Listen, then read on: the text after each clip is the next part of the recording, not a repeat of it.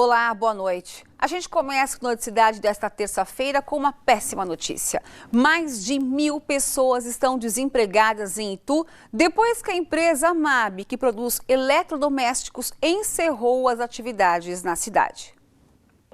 Sair de casa e ir trabalhar. Esta seria a rotina normal dos 1.300 trabalhadores da fábrica da MAB, em Itu, se eles não tivessem sido demitidos da noite para o dia. A notícia, divulgada na quinta-feira, não poderia ter pego os trabalhadores de outro jeito. Isso aí foi surpresa, né? A gente estava em férias, aí quando fomos retornar ao trabalho, não retornamos, a empresa estava fechada. Pegou todo mundo surpresa, né? Não deram nenhuma explicação pra gente. Pegou de surpresa, né, cara? Todos de surpresa. Indignado com o pedido de recuperação judicial, o Sindicato dos Metalúrgicos de Itu se reuniu na tarde de hoje, em assembleia com os trabalhadores. Entre os ex-funcionários estava Marco, que veio com a mulher e a filha pequena. Ele prestou serviços na fábrica durante 6 anos e agora espera por tempos difíceis. Todos os funcionários que estão aqui, né? Eu acredito que tem que sustentar a sua família e não vai ter como agora, né? Mesma preocupação tem o Luciano. Portador de uma deficiência no braço, acha difícil conseguir um novo emprego. A situação é mais crítica por conta que eu sou portador de deficiência também, né? E era enquadrado no sistema de cotas da empresa, né? Então, para poder achar conseguir uma outra oportunidade em outra empresa, fica mais difícil, né? Durante a reunião com os ex-funcionários, o sindicato propôs uma ação trabalhista coletiva contra a MAB. O objetivo é conseguir todas as indenizações. Fizemos um calendário que vamos apresentar no final, eles concordando, colher toda a documentação. Nós temos um prazo para poder entrar com a ação, mas nós já na sexta-feira já entraremos com uma liminar para resguardar os bens da empresa para ficar anexado ao processo. A MAB é uma das principais fabricantes mundiais de eletrodomésticos da linha branca, como fogões e geladeiras. No Brasil, ela é dona de marcas como Continental, Daqo e GE. Para honrar os seus compromissos com os credores, a fábrica entrou com um processo de recuperação judicial. O tamanho da dívida não foi divulgado e ninguém da empresa quer comentar o assunto. O advogado do Centro das Indústrias do Estado de São Paulo, o CIESP, conta que a recuperação judicial é uma forma de evitar a falência da empresa. Isso, a empresa que é beneficiada com esse benefício jurídico, né, com esse favor fiscal, ela tem que fazer um plano de recuperação judicial, apresenta não para o juiz, agora para os credores. Os credores é que vão aprovar o plano que a empresa vai se submeter. E só esses que estão sujeitos à recuperação judicial. Quer dizer, a dívida trabalhista e a dívida fiscal de uma empresa, ela não se sujeita aos efeitos da recuperação judicial. Segundo o advogado, a recuperação judicial é um processo demorado. Até os credores começarem a receber os pagamentos, podem se passar vários meses. O sindicato também não sabe em quanto tempo a ação trabalhista pode demorar. Tanta indefinição só deixa mais preocupado quem precisa do dinheiro para sobreviver. Dívidas vão chegando, né? Carnê, boleto, né? E como é que fica essa situação, né? Nós que somos pais de família, a gente tem que honrar com nossos compromissos, mas fica difícil, né? Difícil a gente acabar honrando e tendo que tirar dali e daqui para poder sustentar nossa família, né? A MAB Brasil informou por meio de nota que a medida foi tomada devido aos problemas de liquidez. A intenção da empresa é reestruturar sua operação e cumprir os compromissos adquiridos com consumidores, clientes, fornecedores, empregados e autoridades. A empresa garante que a operação no Brasil vai continuar, além dos serviços de pós-venda, como o saque e a rede de assistência técnica. Uma empresa de Várzea Paulista pode ser autuada por derramar irregularmente produto químico em um terreno da Vila Paraíso. De acordo com a Guarda Civil Municipal, o produto é uma espécie de pó químico. Técnicos da Prefeitura e da CETESB isolaram o local. O produto ainda não foi identificado. Corregedoria da Fundação Casa de Jundiaí instaurou sindicância para apurar o motivo do rebelião que fez 10 funcionários reféns por 2 horas ontem à noite. A tentativa de fuga aconteceu durante a troca de turno dos agentes. Segundo a Polícia Militar, Os internos quebraram parte dos objetos da enfermaria e, de acordo com os próprios funcionários, houve negociação entre os menores e a direção e a situação se normalizou por volta das 10 horas da noite. Felizmente, ninguém ficou ferido. No ano passado, exatamente no dia 7 de maio, o Noite Cidade mostrou outra rebelião que ocorreu na mesma fundação em Jundiaí.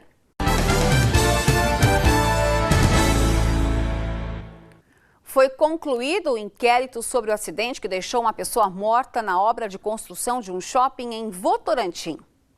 Segundo o delegado responsável pelo caso, Paulo César Martins Neves, o motorista do caminhão era responsável por operar o guindaste que causou o acidente no dia 12 de fevereiro deste ano.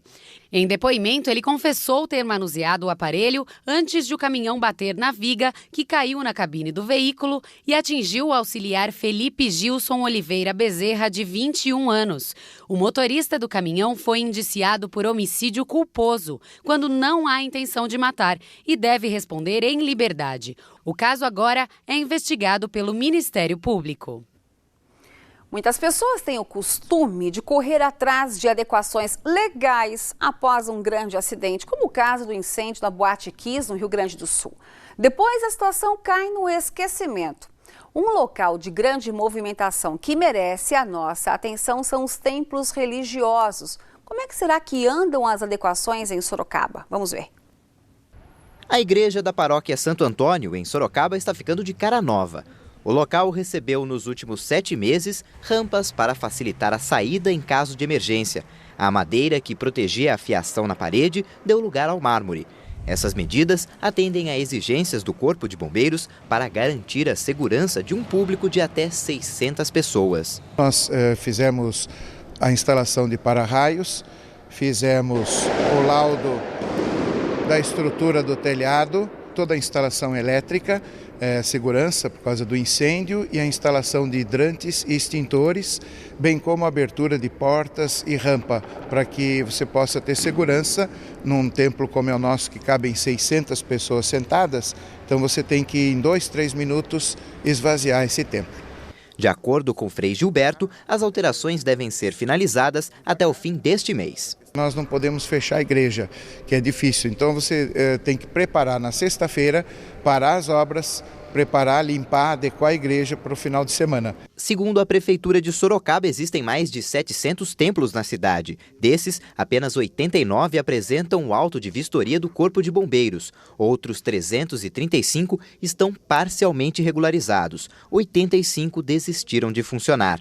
O alvará de funcionamento específico para esses locais tem validade de 2 anos. A vistoria atende a um decreto estadual de 2011. Nossa maior preocupação são com as pessoas. Então, a maior atenção ali é com as saídas de emergência. Essa igreja evangélica em Sorocaba recebe mais de 700 fiéis por culto. O prédio está onde funcionava uma fábrica, por isso já atende algumas medidas de segurança, mas precisou passar por adequações para se transformar em um templo. Extintores, hidrantes e sinalizações para a saída já estavam por aqui, mas a igreja precisou comprar mais itens desses produtos. Também foi montado um ambulatório. Mesmo assim, o templo vai passar por novas mudanças para obter o alvará dos bombeiros. Mais saídas de emergência, algumas mudanças estrutural do templo, o qual já estão ocorrendo. De acordo com o pastor, os templos enfrentam alguns problemas, como burocracia e aumentos nos preços de itens de segurança, mas se esforçam para garantir a segurança dos fiéis. Todos os líderes de igreja, sejam pastores ou padres, eles querem o melhor para os seus fiéis. Todos estão fazendo aquilo que é necessário, na medida do possível, é óbvio, para que os templos, os locais de culto e missas estejam estruturados para receber os fiéis. A Prefeitura de Sorocaba informou que os templos religiosos são fiscalizados periodicamente e os que não estão regulares ou em fase de regularização estão sujeitos a multas. Foi detido hoje o maior suspeito de cometer furtos em Sorocaba. Segundo a Polícia Militar, Xingu, como era conhecido, furtava de 2 a 3 carros por dia há mais de 25 anos. Ele foi preso no Jardim Novo Mundo junto com um comparsa. Os dois estão sendo apresentados neste momento no Plantão Sul.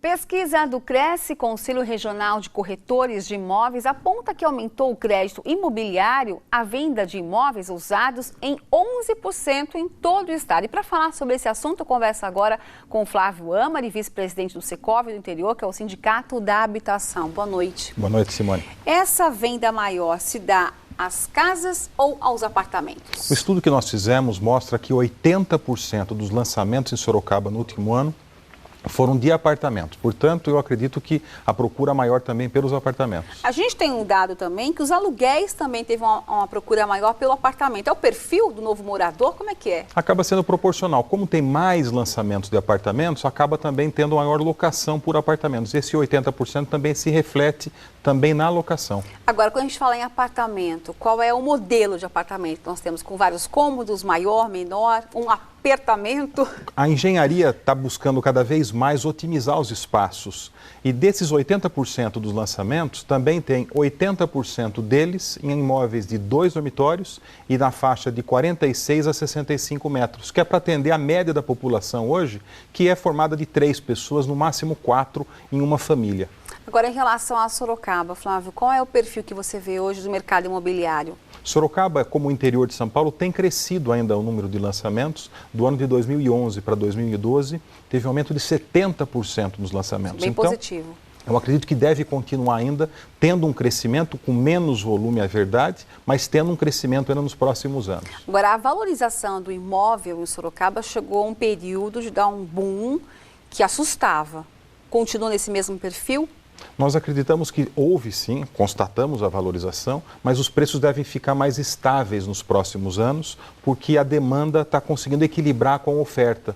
Então esses preços devem continuar valorizando, mas muito pouco comparado ao que foi no passado. Hoje o consumidor está conseguindo comprar a casa ou ainda o aluguel permanece? Eu acredito que a busca da locação ou da compra depende muito da família que está buscando o imóvel. Mas a maioria das pessoas compra o imóvel porque o financiamento cada vez está com prazos mais longos, com taxas mais baixas e o aumento do emprego e da renda da população tem demonstrado força para o mercado imobiliário. Sorocaba tem para onde crescer ainda mais, Flávio? Sorocaba tem para onde crescer, tanto para o norte quanto o oeste, mas é importante também que nós olhemos as cidades vizinhas de Sorocaba, como Salto de Pirapora, Votorantim, Porto Feliz, ou seja, cidades limítrofes a Sorocaba, que tem ainda bastante espaço para crescer e com a melhora das estradas e dos acessos nessas cidades vizinhas, o mercado imobiliário dessas cidades vão crescer bastante nos próximos anos. Você, como vice-presidente do Secov no interior, daria uma orientação para quem procura um imóvel na região, por exemplo, de Sorocaba? Quais cidades? Araçoiaba da Serra, Votorantim, está próximo, com custo menor? Qual é a sua orientação? As pessoas devem procurar onde se sentem mais à vontade. Tem pessoas que preferem morar em Araçoiaba, por exemplo, porque o ar é mais gostoso, ou o trabalho também pela zona oeste é mais fácil. Agora, tem pessoas também que trabalham na região sul, por exemplo, próximo ao Shopping Esplanada, e Votorantim talvez seja uma localização melhor. Então, de acordo com a composição ou do trabalho, do estudo da família, uma cidade vizinha pode ser mais ou menos importante para ela na hora da escolha. Agora, em relação à segurança, a gente tem que levar em conta também. Qual é a sua orientação, a sua dica? O Secov promove vários eventos de palestras de segurança, tanto em condomínios, orientando as pessoas, e nós não tivemos aqui historicamente problemas em assalto em condomínios como nós temos nas grandes cidades, como São Paulo, por exemplo. Então é importante participar e ter a conscientização da segurança, mas é um fator ainda que traz benefícios para a nossa cidade. Muito obrigada pela sua participação aqui na cidade. Obrigado a você. A quarta-feira deve ser de temperatura baixa e sol em toda a região. Veja agora como fica o tempo em algumas cidades.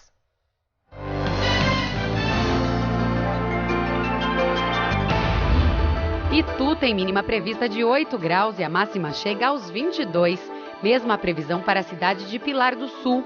Capela do Alto tem mesma máxima. Em Tatuí, as temperaturas variam entre 9 e 23 graus. Um carro invadiu uma casa na Vila Independência, em Sorocaba. A motorista não respeitou o sinal de pare e o carro que passava pela via preferencial teve que desviar e bateu no muro da residência. Apesar do susto, ninguém ficou ferido. A condutora do outro veículo fugiu do local. O Morro da Baleia, que faz parte da Serra do Japi, em Jundiaí, pegou fogo nesta tarde. Segundo a Polícia Militar, aproximadamente 10 guardas da Divisão Florestal e do Corpo de Bombeiros trabalharam durante mais de 3 horas para conter as chamas. a causa do incêndio é investigada. Hoje, na reportagem especial em homenagem às mães, nós vamos contar a história da Ruth. Ela é um dos exemplos de mãe dedicada.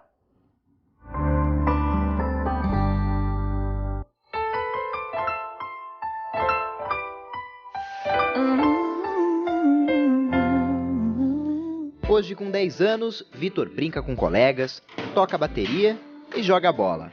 Mas até pouco tempo ele não podia sair de casa. Quando era bebê, o garoto teve um problema respiratório grave e perdeu a imunidade do organismo. Já naquela época, a mãe, Ruth, precisava se dedicar integralmente ao filho. Sair de casa, nem pensar. O meu marido cansou, dessa vida de hospital, de tudo. Quando eu fiquei desempregada, ele falou, não quero mais. Meus filhos também cansaram, porque meus filhos faziam a mesma coisa que eu, enquanto eu trabalhava. Então eram 3 filhos e o meu marido tomando conta do Vitor. Todos eles se retiraram e deixaram a mim só. O garoto tem síndrome de Down e há 1 ano recebe acompanhamento na creche Maria Claro, em Sorocaba. Os dois chegam aqui por volta das 8 horas da manhã. Até às 3 da tarde, o Vitor tem sessões de fisioterapia, musicoterapia, aulas de informática. Enquanto isso, a Ruth fica aqui fazendo artesanato.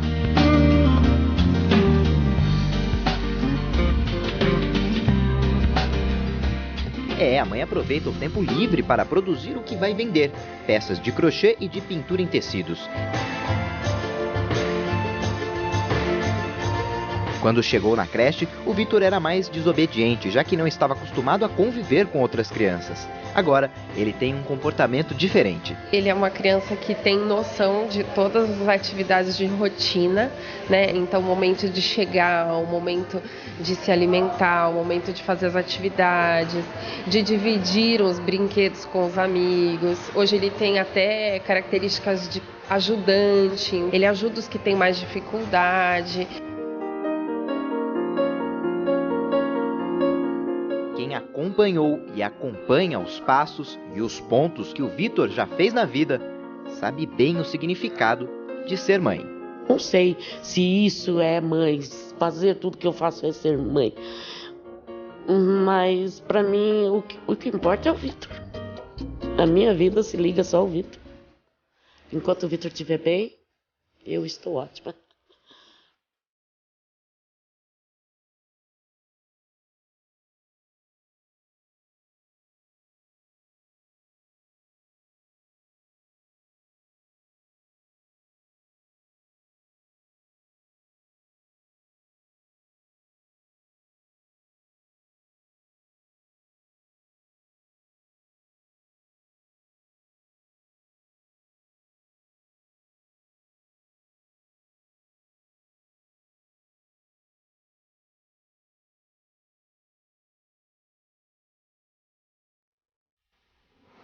Ruth, a senhora é mãe, sim, uma bela mãe, parabéns. O Noticidade desta terça-feira fica por aqui. Acompanhe agora as notícias do SBT Brasil. E amanhã, às 7 horas, as informações da nossa região no Noticidade Manhã com o Fernando Matos. Tenha uma excelente noite e até amanhã.